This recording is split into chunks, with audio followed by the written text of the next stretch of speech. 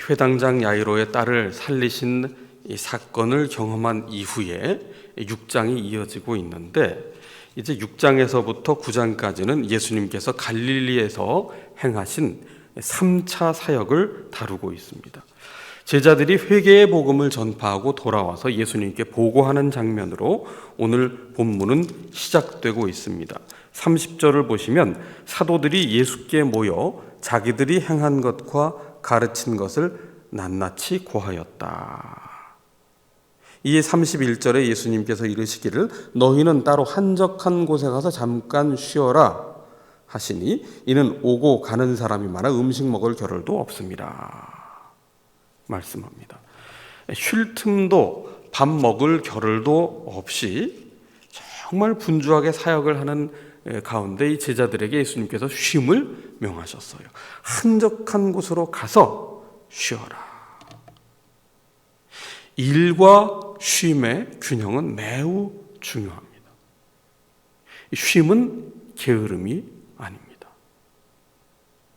영과 육이 쉬지 않으면 탈진을 하지요. 탈진하면 나타나는 증상이 뭡니까? 사람이 예민해져요. 그래서 작은 일에도 짜증을 내고 불평을 냅니다. 그런데 이 탈진은 사실 헌신의 증거가 아니에요. 탈진할 만큼 일했다는 것은 일을 잘 못했다는 겁니다. 일과 일 중독은 다르죠. 우리가 성실히 일하되 일 중독에 빠지는 것, 이거는 결코 좋은 것이 아닙니다. 게으름과 마찬가지로 이것도 안 좋은 것이죠. 그래서 32절에 보면 이에 배를 타고 따로 한적한 곳에 갔다. 그런데 33절에 문제가 생겼어요. 그들이 가는 것을 보고 많은 사람이 그들인 줄 안지라 모든 고을로부터 도보로 그곳에 달려와 그들보다 먼저 갔더라. 예수님과 제자들을 한적한 곳으로 지금 가서 지금 밥도 끼니도 거르고 쉬지도 못하여 피로가 쌓였기에 지금 쉬기 위하여 이동하는 중에 수많은 무리들이 따라왔다는 거예요. 심지어 도보로 그곳에 달려와 그들보다 먼저 갔다. 자, 이런 상황에 예수님께서 무리를 보시고 어떻게 반응하셨느냐? 34절을 보시면 예수께서 나오사 큰 무리를 보시고 그 목자 없는 양 같음으로 인하여 불쌍히 여기사 이에 여러 가지로 가르치셨다 말씀하십니다. 여러분, 사람이 피곤이 쌓이고 게다가 먹지 못해서 시장하면 다른 사람들이 눈에 들어오지 않습니다. 그런데 예수님께서는 무리를 보시고 어떻게 반응하셨느냐? 목자 없는 양 같음으로 인하여 불쌍히 여기셨다. 그리고 여러 가지로 가르치셨다 말씀하고 있어요. 왜 불쌍히 여기셨을까요? 많은 무리를 보았는데 그 무리를 보신 주님께서 부담으로 여기시기보다는 불쌍한 마음이 그 속에서 일어나셨다. 그 이유를 목자 없는 양 같았기 때문이라고 말씀하고 있어요. 당시의 정치적인 상황은 로마의 압제를 받는 상황입니다. 나라의 주권을 빼앗긴 상황이에요. 뿐만 아니라 그 틈을 타서 로마의 힘에 기대어 권력을 거머쥔 불의한 지도자들은 백성을 억압하고 수탈하기를 반복하고 있었습니다. 동시에 백성들을 영적으로 바르게 인도하고 위로해야 할 종교 지도자들은 위선과 자기 자랑에 빠졌습니다. 그래서 여러 가지 감당할 수 없는 복잡한 규례들을 만들어서 백성들에게 무거운 짐을 지워주고 올가미에 넣고 있었어요. 그러면서 너희와 나는 우리는 다르다. 종교 지도자들은 마치 천국을 따놓은 당상으로 여기며 완전히 분리된 특권층으로 여기며 너희들은 거룩할 수 없으나 우리만 거룩하다. 그런 착각에 빠진 채 백성들에게 어마어마한 짐을 지워주고 있었던 것이죠. 그러니까 백성들은 당시 정치적으로나 신앙적으로나 어디서도 위로를 받지 못한 채 방황하며 고단한 한숨을 쉬고 살아갈 수밖에 없었던 그런 상황이었습니다. 이와 같은 상황은 에스겔 34장의 거짓 목자에 대한 경고의 말씀으로 하나님께서 말씀하신 바 있으신데, 그 에스겔 34장에 보시면 자기만 먹는 목자들을 하나님께서 꾸짖으십니다. 에스겔 34장 4절에 보시면 거짓 목자들을 이렇게 책망하시죠. 연약한 자를 강하게 아니하며 병든 자를 고치지 아니하며 상한 자를 싸매주지 아니하며 쫓기는 자를 돌아오게 하지 아니하며 잃어버린 자를 찾지 아니하고 다만 포악으로 그것을 다스렸도다.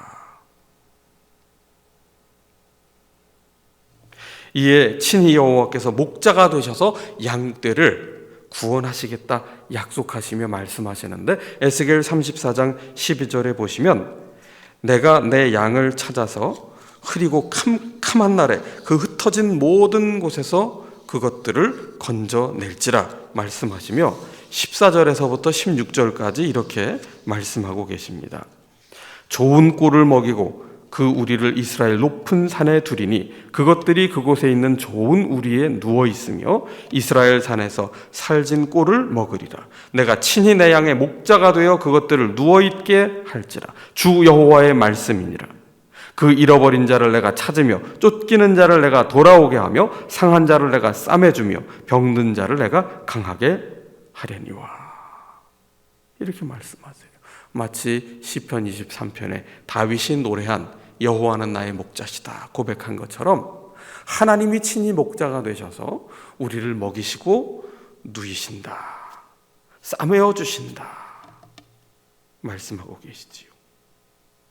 지금 예수님의 눈에는 이 백성들의 모습이 이 여지없이 목자가 없어 방황하고 있는 그 줄인 양들처럼 보였기에 예수님은 이들을 불쌍히 여기신 겁니다.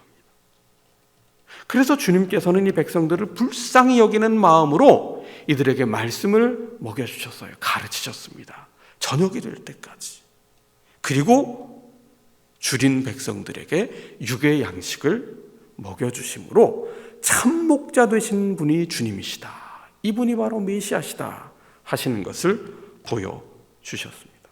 오늘 본문 34절을 보시면 그 말미에 여러 가지로 가르치셨다.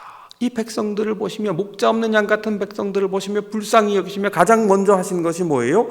여러 가지로 가르치셨다. 무엇을? 말씀을 가르치셨다는 거지. 다시 말해서 말씀을 먹이셨습니다.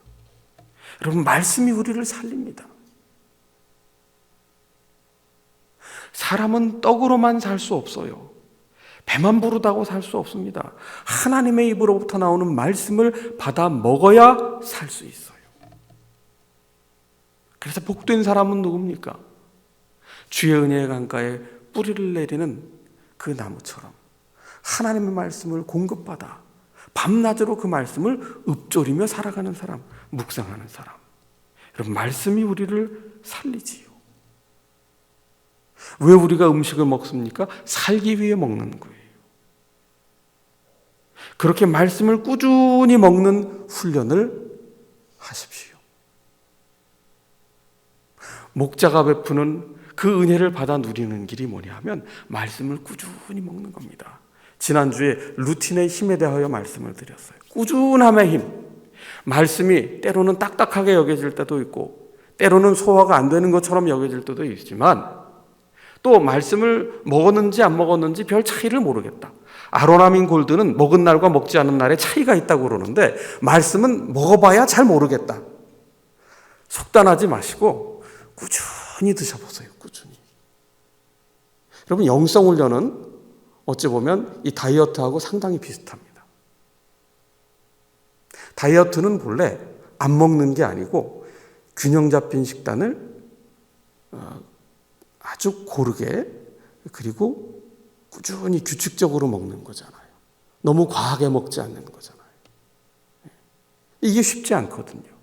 많이 먹었다 적게 먹었다를 반복하니까 요요 현상이 나오고, 또 다이어트를 신년 초에 건강을 위해 하겠다고 제일 많이 시도하지만 제일 많이 실패하는 게 다이어트인데, 영성훈련도 마찬가지. 영양식을 얼마나 우리가 꾸준하게 골고루 지속적으로 중단하지 않고 먹느냐. 꾸준함을 이길 장사는 없는 거죠. 말씀을 꾸준히 드십시오. 그것이 우리를 살립니다. 그렇게 말씀을 가르치시다가 어느덧 때가 저물었습니다. 35절에 때가 저물어가며 제자들이 예수께 나와 여짜오되 이곳은 빈들이요 날도 저물어가니 무리를 보내어 두루 촌과 마을로 가서 무엇을 사 먹게 하옵소서. 제자들이 얼마나 판단이 빠릅니까? 빈들이고 날도 저물어가고 시장한데 마을로 가서 무엇을 사 먹게 하옵소서. 제자들도 지금 줄인 배를 안고 있습니다. 피곤합니다. 그런 상황에 지극히 현실적이고 합리적인 판단을 한 거예요. 그런데 예수님은 뜻밖의 말씀을 하십니다. 37절에 대답하여 이르시되 너희가 먹을 것을 주라. 제자들이 적지 않게 당황을 했을 것입니다. 왜냐? 자기들도 지금 줄인 배를 움켜쥐고 먹지 못했는데 이 많은 무리를 어떻게 먹인단 말인가? 그 순간 계산을 해보니 37절 중반에 여짜오되 우리가 가서 200데나리온의 떡을 사다 먹이리까? 200데나리온 노동자의 200일치 품삯입니다. 하루를 10만 원으로 친다면 이건 2천만 원이에요. 그 정도쯤 되는데 우리가 이 정도 비용 감당할 수 있겠습니까? 그런 질문입니다. 그렇게 본다면 예수님께서 제자들에게 너희가 먹을 것을 주라 하신 이 말씀은 상당히 제자들에게 부담을 주는 말씀이었다. 그렇게 생각될 수 있고요. 또 한 가지는 아니 예수님께서는 왜 제자들에게 이 많은 무리를 먹일 책임을 전가하고 계신가? 그런 생각도 들 법합니다. 그러나 예수님께서 제자들에게 너희가 먹을 것을 주라고 말씀하신 것은 그런 의도는 아니었습니다. 방금 5장에서 3차 사역이 시작되기 바로 직전에 우리는 무엇을 묵상했습니까? 회당장 야이로의 죽었던 딸을 예수님께서 친히 살리시는, 달리다 굼 하시며 살리시는 그 현장을 우리가 말씀을 통해 목격했어요. 죽은 생명도 살리시는 생명의 주관자 되시는 그 예수님이심을, 그분이 바로 메시아이심을 제자들은 두 눈으로 똑똑히 보았습니다. 바로 예수님께서는 너희가 먹을 것을 주라 말씀하시며 이것을 의도하신 거예요. 생명을 살리는 메시아이신 줄, 하나님의 그 신적 권위를 부여받은 삼위일체 성자 예수님이심을 너희가 믿느냐? 기적을 구경하는 자가 아니라 메시아이신 예수님을 지금도 믿음으로 고백하겠느냐? 이것을 원하셨던 것이죠. 그러나 안타깝게도 제자들은 우리와 똑같은 모습입니다. 여전히 계산만 할 뿐이. 그럼 믿음이 없으면 나타나는 증상이 뭡니까? 믿음이 없으면 눈에 보이는 현실만 분석합니다. 끊임없이 계산합니다. 그리고 나아질 것 없는 상황에 이르게 되면 어떻게 해야 됩니까? 염려하고 불안하고 두려워하고 포기하고 절망하고 낙심하는 거죠. 주님께서는 38절에 이르시되 너희에게 떡이 몇 개나 있는지 가서 보라 물으십니다. 제자들이 알아보고는 떡 5개와 물고기 2마리가 있더이다. 그러자 예수님께서는 개의치 않으시고 제자들에게 명하십니다. 39절에 그 모든 사람으로 때를 지어 푸른 잔디 위에 앉게 하십니다. 그리고 41절에 예수님께서 떡 5개와 물고기 2마리, 한 사람이 먹기에도 부족한 양인데 그것을 가지고 어떻게 하셨습니까? 41절을 다시 보시면 하늘을 우러러 축사하시고 떡을 떼어 제자들에게 주어 사람들에게 나누어 주게 하시고 또 물고기 2마리도 모든 사람에게 나누시며 다 배불리 먹고 남은 떡 조각과 물고기를 12바구니에 차게 거두었으며 떡을 먹은 남자는 5,000명이었더라. 예수님께서 무리를 먹이시는 기적을 베푸셨는데 이 오병이어의 기적이죠. 이것은 사복음서에 모두 기록된 유일한 기적 사건입니다. 무엇을 보여주시기 위함입니까? 메시아 되신 예수님께서 하늘의 잔치를 우리에게 주신다는 거예요. 출애굽한 백성들이 광야에서 자신들이 농사짓지 않았던, 땀 흘리지 않았던 이 하늘에서의 만나를 내려주셔서 이것이 무엇인가? 하늘의 양식을 먹고 살았던 것처럼 바로 하나님의 나라는 하나님이 통치하시는 나라요, 하나님께로부터 주어지는 양식을 맛보게 되는 그런 풍성한 만찬, 줄이지 않는 만찬, 모두가 배불리 먹고도 남는 만찬, 그렇게 하늘 양식을 먹이시는 분이 바로 예수님이시요 그분이 메시아시다. 그 천국 잔치를 맛보게 하기 위한 표적으로 이 오병이어의 기적을 행하신 것이죠. 예수님의 첫 이적을 요한복음 2장에는 가나 혼인잔치, 물로 포도주를 만든 표적이라고 설명하고 있는데 이 또한 마찬가지입니다. 잔치자리에, 일주일간 지속되는 잔치자리에 포도주가 떨어졌다. 그것은 그 잔치에 참여한 모든 이에게 가장 신뢰가 되는 행위인데 예수님께서는 그 물을 담은 항아리에서 이전에는 맛볼 수 없었던 더 좋은 맛이 나는 극상품의 포도주를 내어주십니다. 무엇을 뜻하는 거예요? 우리가 추구한, 우리가 만들어내는 잔치, 우리가 거두어들인 수확이라는 것은 반드시 끝이 있다는 거예요. 시들해질 때가 있다는 거예요. 한계효용 체감의 법칙이 적용된다는 거예요. 그래서 우리가 점점점 무엇을 먹어도 감흥이 없어지는 거예요. 나중에는 입맛을 잃는 거예요. 산의 진미 별미를 다 맛보아도 결국에는 아무런 느낌이 없잖아요. 근데 주님께서 우리에게 베푸시는 잔치는 어떠합니까? 갈수록 더 깊은 맛이 나는 거예요. 이게 하늘잔치, 메시아께서 우리에게 주시는 천국잔치의 비밀입니다. 누가복음 15장에 잃어버린 아들을 찾은 그 아버지, 하나님 아버지께서 무엇을 하십니까? 그 아들을 책망하는 것이 아니라, 벌 주는 것이 아니라 끌어안고 잃어버렸던 아들, 죽은 줄 알았던 아들이 다시 살아왔다. 잔치를 벌입니다.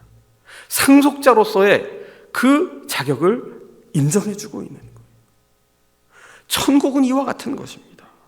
이 세상에서 맛볼 수 없었던 그 파장 분위기의 인생에 비할 수 없는 놀라운 기쁨의 잔치를 우리에게 베풀어 주신다. 목자 되신 주님은 어떤 분이십니까? 줄인 우리를 보시고 불쌍히 여기시고 그리고 우리에게 하늘 잔치를 베풀어 먹여주시는 분이시다. 그분은 우리를 찾아오십니다.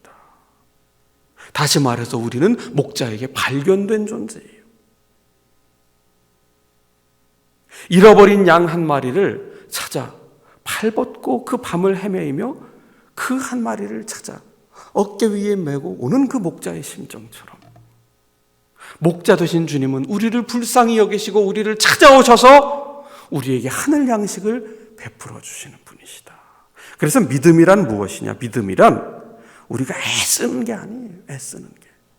우리에게 찾아오셔서 이 하늘의 양식을 베풀어 주시는 하늘 식탁에 마주 앉게 하시는 그 하나님의 무조건적인 사랑에 아멘으로 응답하는 거예요. 그 잔치에 참여해서 먹고 마시는 거예요. 그게 믿음이라고요. 여러분, 세상 종교는 어떻습니까? 세상 종교는 내가 신을 달래야 합니다. 구설할 때 신이 노했다 하면 어떻게 합니까? 집도 팔고 땅 문서도 다 내주는 거예요. 내가 신을 달래서 신을 먹여야 합니다. 그래야 응답이 되는 거예요. 그리스 로마 신화에 나타나는 그 신, 사람이 만든 신, 거기에 나오는 신은 끊임없이 신의 비위를 맞춰야 돼요. 그리고 신이 인간을 대하는 자세는 어떻습니까? 노예로 종으로 부리기 위해 군림하는 존재예요. 그러나 하나님은, 창조주이시며 구원자이신 하나님은 우리를 살리시기 위해 십자가의 독생자 예수 그리스도를 산제물로 내어주시기까지 끝까지 희생하시고 끝까지 사랑하신 분이십니다. 그래서 요한복음 6장에서는 이 오병이어의 기적 사건을 예수님께서 나는 생명의 떡이다 말씀하시며 이 표적의 의미를 우리에게 설명해 주신 거예요. 주님의 살과 피를 먹고 마시지 아니하면 우리에게 영생이 없어요.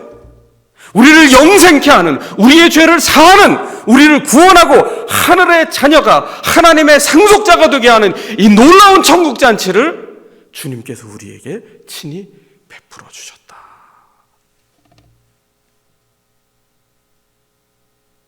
그러므로 우리는 하나님을 신뢰해야 되는 거예요. 우리에게 조건 없이 사랑을 베푸시고 천국 잔치를 베풀어 먹여주시고 살리시는 그 하나님의 은혜, 그것을 참여하는 길이 바로 믿음. 주님이 나의 목자십니다. 이 믿음에 반대되는 것이 무엇입니까? 자기를 신뢰하는 거예요. 자기를 신뢰하는 게 뭡니까? 여전히 내가 의로운 사람 되고 내가 착한 사람 되고 내가 거룩한 사람이라고 하나님께서 베푸신 은혜보다 내가 가진 자원을 더 주목하고 그것을 돋보이려고 힘쓰는 사람. 그래서 하나님보다, 하나님이 행하신 일보다 나 자신에게 더 관심을 두고 살아가는 사람. 그게 불신앙이에요. 자기를 집중하며 살아가요. 그리고 내가 하는 일을 이루기 위해 하나님을 이용해요. 그게 불신앙입니다. 그에게 하나님은 어떤 존재입니까? 알라딘의 요술램프죠. 때마다 일마다 필요한 일이 있을 때면 비비는 겁니다. 비나이다, 비나이다. 내 소원 들어달라고. 그럼 믿음의 본질이 뭐냐? 믿음의 본질은 자기중심성에서부터 주님이신 그리스도 중심성으로 삶의 중심이 옮겨가는 거예요. 바울의 표현을 빌리자면 내 안에 사는 것이 이제는 그리스도 예수시다. 그분이 나의 주님이시다. 여러분, 신앙생활의 성패는 어디에 달려 있느냐? 예수 그리스도를 믿느냐, 나를 주목하며 나를 믿느냐. 그래서 믿음이 중요한 거예요. 믿음이. 내가 착하게 살아야 되고, 내가 의롭게 살아야 되고, 내가 거룩하게 살아야 되고, 내가 바르게 살아야 되고, 그렇지 못해서 한국교회가 손가락질을 당한다고 말씀하시는데 아니에요. 믿음이 없었어요. 믿음이 없었어요. 아무 자격이 없는 우리에게 하늘 잔치를 베푸시는 그 하나님의 은혜를 입었으니 이제는 내가 하나님만 신뢰하겠습니다. 더 이상 나에게 집중하지 않겠습니다. 내 문제에 매이지 않겠습니다. 하나님을 주목하는 거예요. 하나님의 영광을 바라보는 거예요. 그게 믿음이에요. 우리가 정말 예수 그리스도를 나의 주님으로 믿으면, 내 삶의 중심을 예수 그리스도께로 고정하면 그 믿음 안에서 성령님이 나를 끌어주세요. 견인해 주세요. 나를 어느 순간 착한 심성 되게 해주시고 우리를 거룩한 사람 되도록 이끌어 주시는 거예요. 여러분, 믿음이 중요한 거예요. 믿음이 먼저인 거예요. 목자 되신 주님께서 우리를 불쌍히 여겨주셨어요. 불쌍히 여겨주셨습니다. 그래서 우리를 하늘 잔치에 참여하는 하늘 백성 되도록 친히 산재물, 친히 생명의 떡이 되셔서 우리를 먹이시고 우리를 살리셨습니다. 이 혼돈의 때, 이 혼란의 때 우리에게 이 목자의 마음이 필요합니다. 여러분, 마스크를 구하기 힘들어 우리의 생년월일을 확인해서 그 약국에 가야 되는데 약국에 줄 선 모습을 보셨지요. 그 약국에 줄을 선 모습을 보면서 어떤 마음이 들었습니까? 마음이 정말 얼마나 안타깝고 애타는지. 한 생명 한 생명 이 전염병으로부터 생명을 지켜내기 위한 그 안타까운 몸짓 아니겠습니까?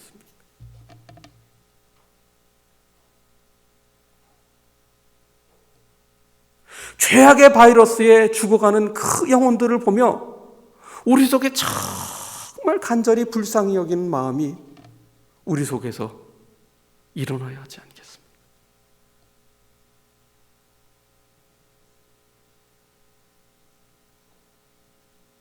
지난 주간에 한 기사를 접했는데 이 코로나로 경제가 위축되니까 하루 벌어 하루 사는 분들은 뭐 정말 말할 수 없이 비참하게 이를 데가 없는데, 그래도 살아야 되니까 이 저소득층 맞벌이 가구 같은 경우에 이 자녀를 방치할 수밖에 없는 거예요. 학교를 갈 수 없으니까 뭐 학교에서 무상급식도 받지를 못하고 집에서 끼니를 해결해야 되는데, 어느 한 집을 취재한 기자의 기사입니다. 11살짜리 아이가 동생을 위해 위험하게 가스레인지에 불을 붙여서 계란을 지금 후라이를 하고 있는데 햇반을 데우면서 말이죠. 근데 막내 셋째는 기저귀를 차고 있는 아이예요. 그 아이 기저귀까지 갈아주고 있다는 거지. 참 어려워지니까 어려운 분들은 더 말할 수 없이 어려워요. 우리의 눈이 내 삶에서부터 시야를 넓혀서 주님의 그 목자 되신 불쌍히 여기는 마음을 우리가 이 어려운 위기의 때에 품어야 합니다. 주님께서 목자의 마음으로 그 모든 무리를 먹여 살리심처럼, 그리고 그 목자의 불쌍히 여기시는 마음으로 우리가 하늘잔치를 맛본 것처럼 이 땅에 신음하고 아파하는 무리들을 주님의 마음으로, 은혜 받은 마음으로, 빚진 자의 마음으로 불쌍히 여기며 함께 하늘의 잔치로 초청하여 하늘 만나를 먹도록 하는 이 위기의 때에 불쌍히 여기는 주님의 마음을 품고 기도하며 중보하는 우리 모두가 되어야겠습니다. 기도합시다. 하나님 아버지, 목자 없는 양처럼 방황하던 저희에게 친히 하늘 양식 되어주셔서 그 십자가의 보배로운 피 흘리심으로 우리를 먹이시고 하늘잔치 맛보게 하시고 하나님 자녀 되게 하신 그 풍성한 은혜를 우리에게 선물로 주심 감사를 드립니다. 이 위기의 때에, 이 혼돈의 때에 우리의 눈을 들어 주님의 그 불쌍히 여기시는 목자의 마음 우리도 품게 하여 주시사, 인심이 흉흉해지는 이 때에 주님의 마음으로 불쌍히 여기며 우리의 이웃을 보듬으며 하늘잔치를 맛보게 하며 기꺼이 사랑으로 섬기며 이 세상과 영혼을 살리는 하나님의 사람으로 살게 하여 주시기를 예수 그리스도의 이름으로 기도하옵나이다. 아멘.